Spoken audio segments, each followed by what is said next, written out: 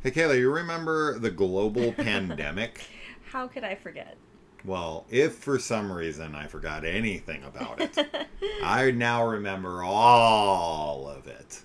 Yes. So, Ari Aster, the man behind my two favorite horror films in the last decade, has now made his fourth film.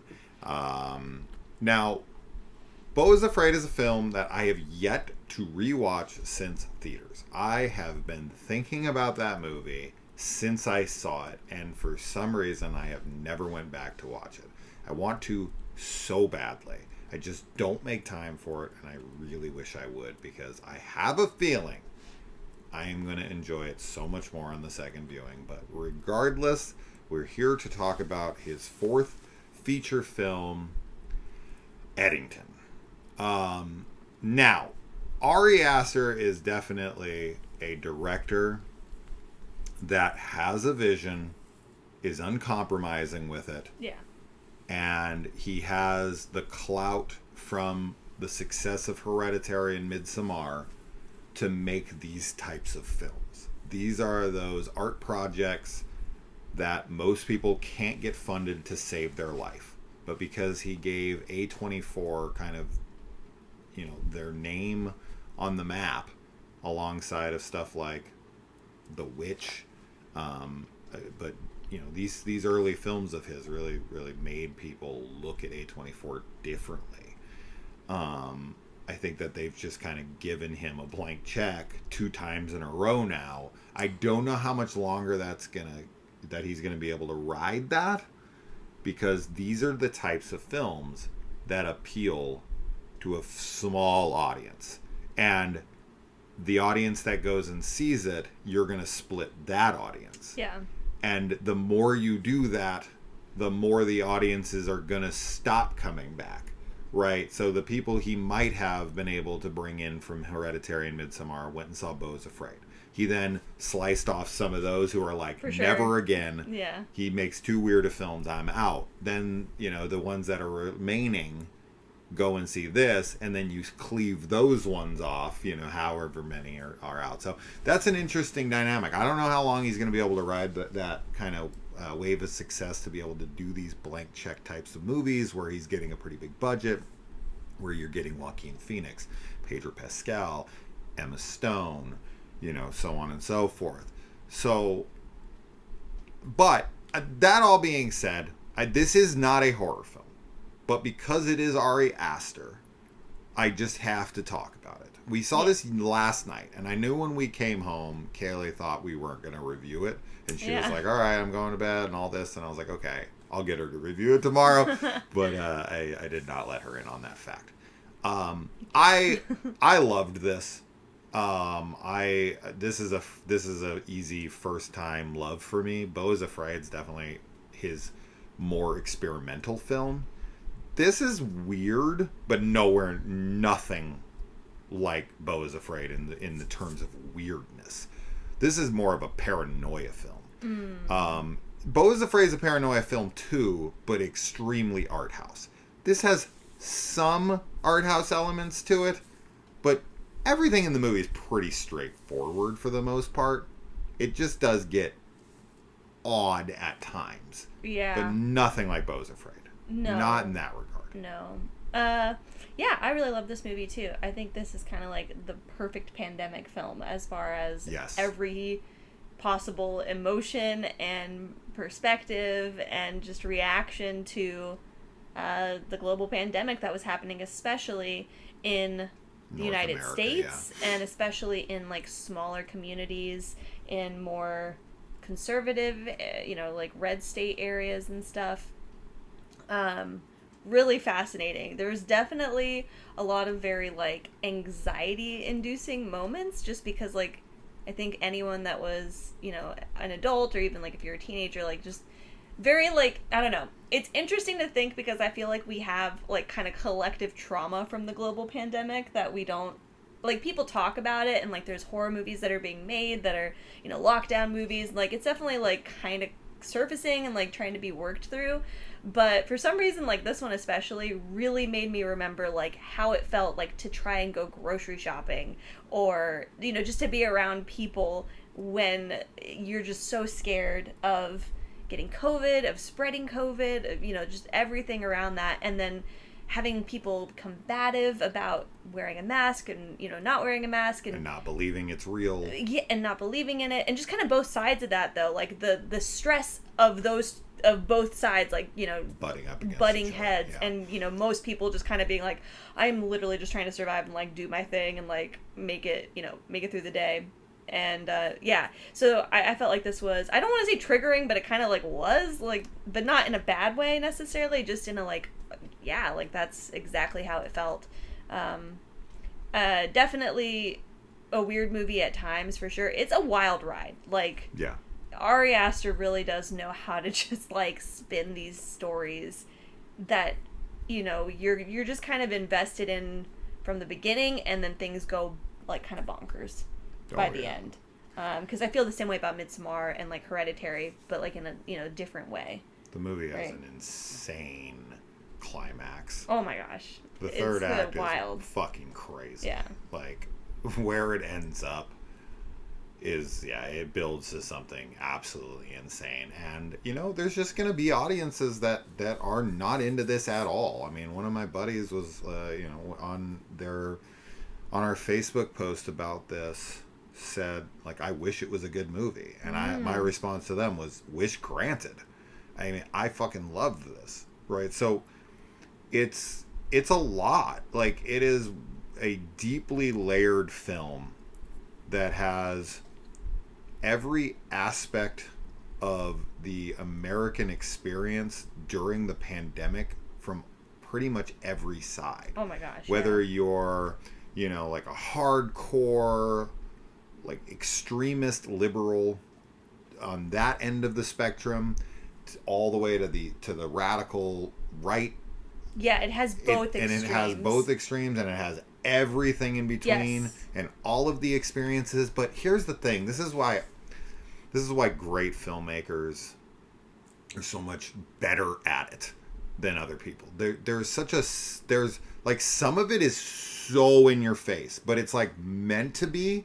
He knows how to balance things. He knows how to do things like put certain things in your face for humor's sake. Right. And then he does a lot of subtlety of other little things that people remember from the pandemic, but it's also not like remember this, remember that. No, there's like, he's focusing in on kind of the collective paranoia that something like this can drum up in people. Yeah. And it's something that has not been explored super well, in my opinion. It's only been 5 years. Yeah. And it's only been like maybe 4 years since we've been like away from it, like in our face every single second of every day.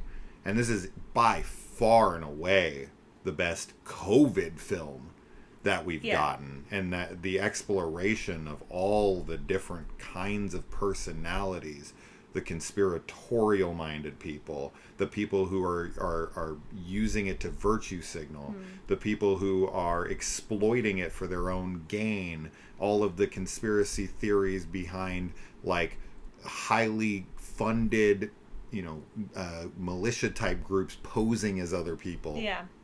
Everything you can kind of imagine that happened during the pandemic, all of the different shit that we all went through, that we heard about during this time, because it's like, whether it's 5G networks, and anything you can think of is in this fucking film. Because it's like, it wasn't just the virus, it was all of the like social, our minds were the virus. It was all the social unrest and everything. The virus was it was the misinformation. Yeah, and pretty much disinformation. And the one thing too, I'll say, so like, because when Beau is Afraid was coming out, we were told like it's a black comedy, it's a horror, like there's comedy elements, and it is one that we've already said we need to rewatch it. But I felt like this is a really good black comedy, because there are so many moments where it's just like so outrageous, but also like 100% like you knew somebody, or like heard of somebody, or saw somebody online acting the way of some of the characters in this film.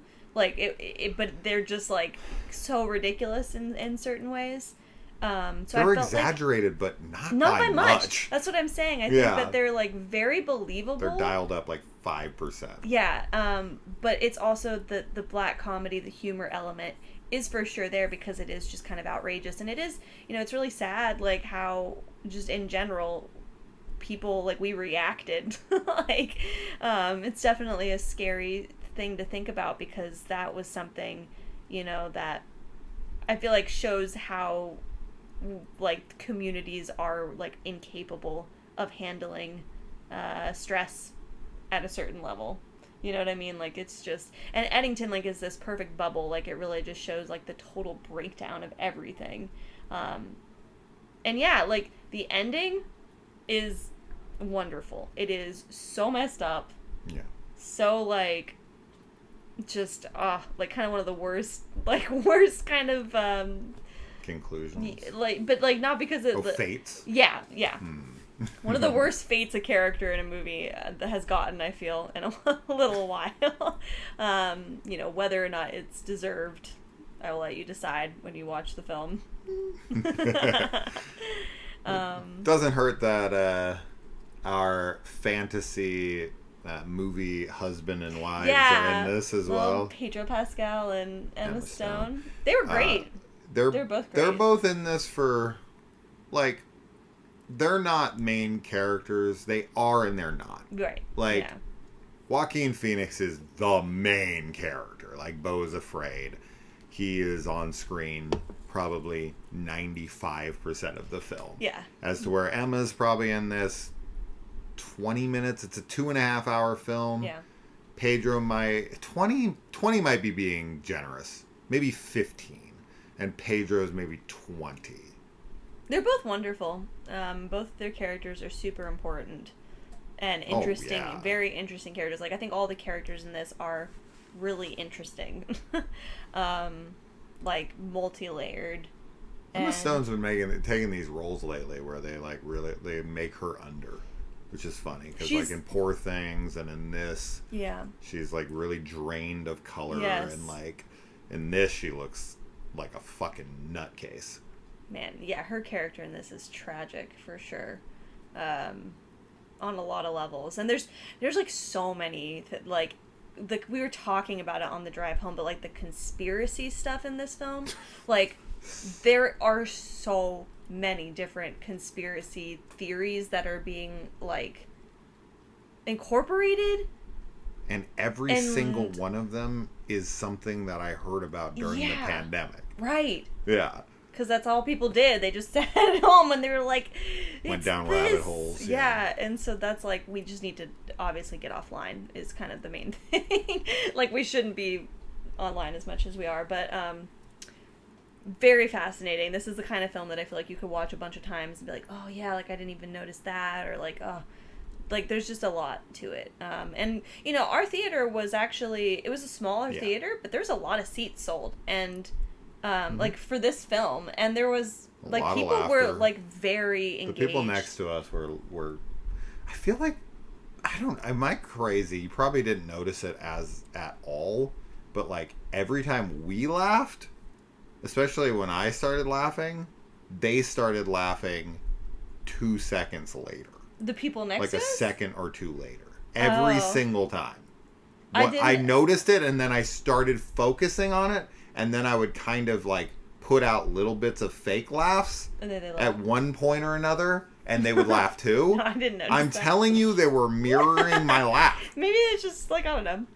They thought you... I swear it was weird. I was paranoid. But there was I was paranoid. Yeah, there was a lot of laughter and like people reacting. And then when we left, it felt like people were really happy with the film. Like, they were like... It's very like a WTF, like, oh my God, like... The woman up above us was like...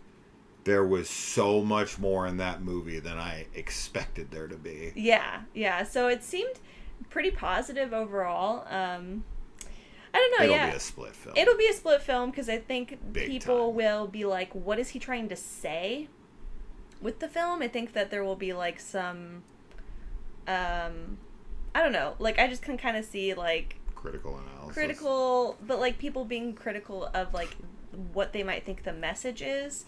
Sure, but I honestly feel like this is just a pure look at the COVID times.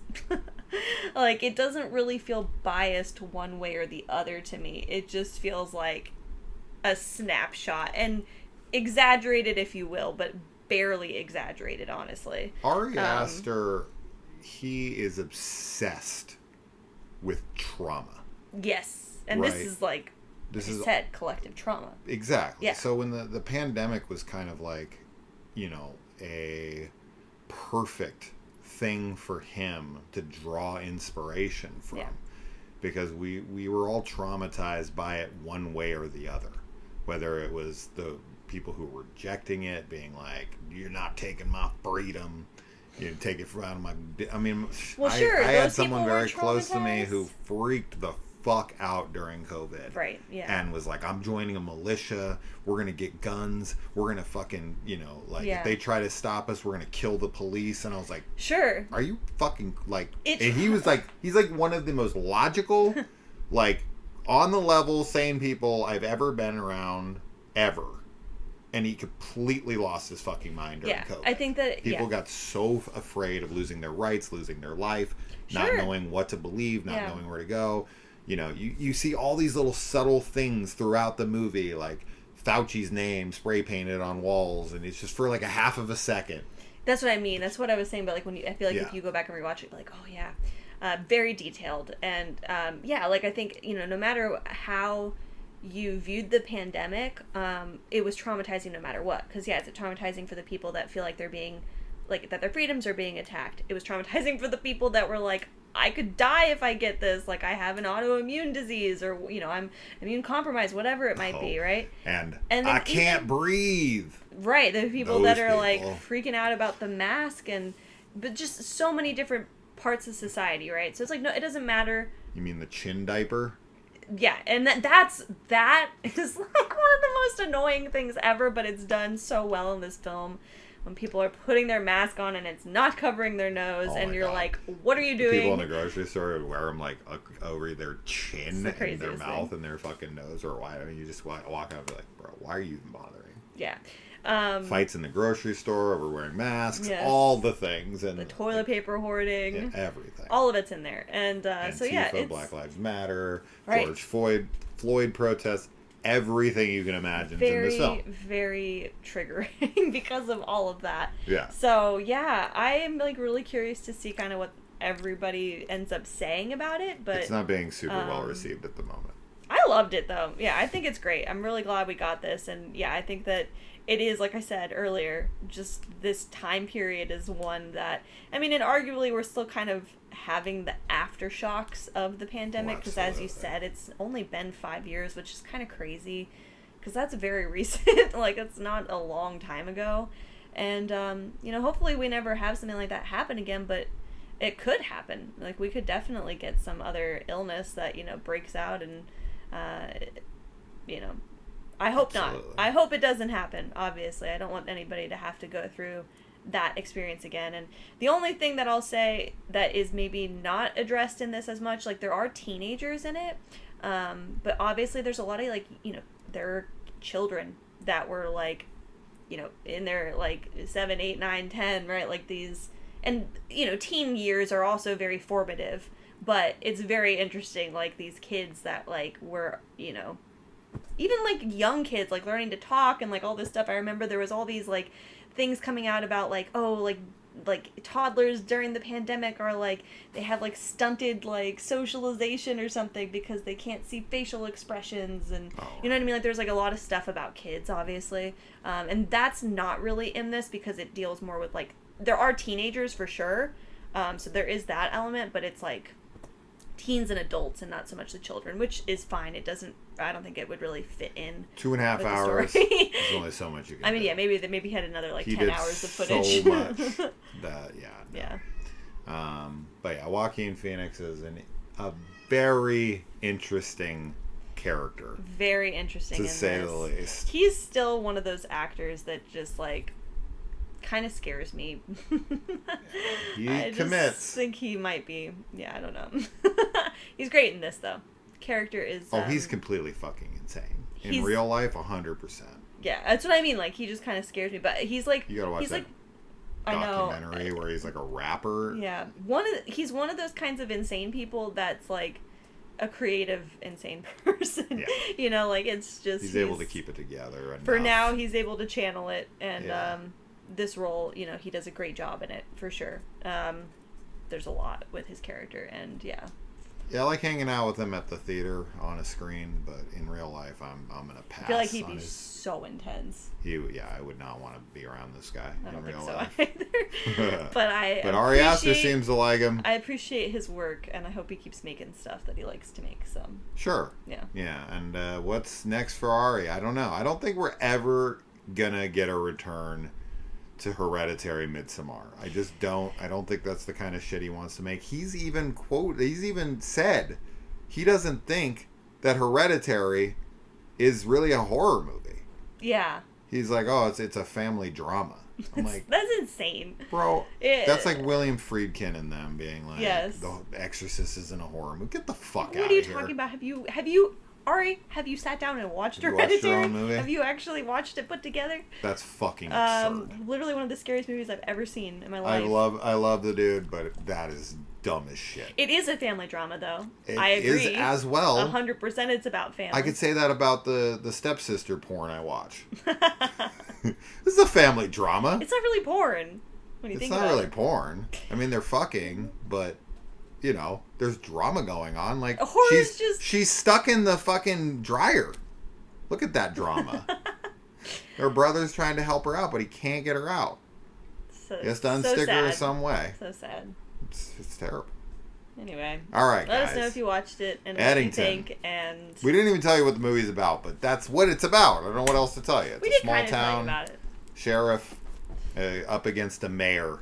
Yeah. And he's got a wife at home that is a little off her rocker, and her mother, isn't it her mother? Yeah. That's weird because of where the movie ends up going. You just gotta watch it. It's her mother. Yeah. If you like Ari Aster, you should go watch it. Yeah, of course it's her mother because of the big. Yeah. Thing. Yeah. Of course. Yeah. Anyway, go watch it. There's a lot you'll see. Yes. Go. Yes. Fucking support this. This rules. And if you don't like it, it's okay. Yeah, it's fine. But try it out. All right, guys. Adios. Bye.